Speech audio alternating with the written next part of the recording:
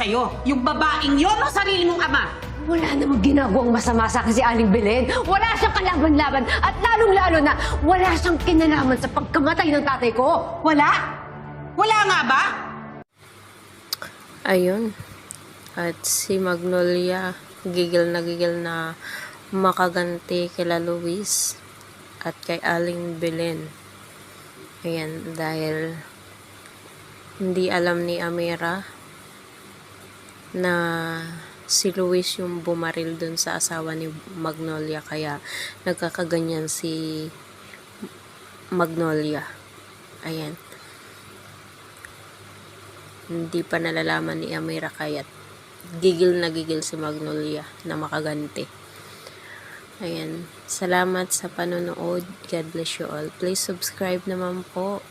At sa mga hindi nagugustuhan yung voice over ko, pasensya na po. God bless.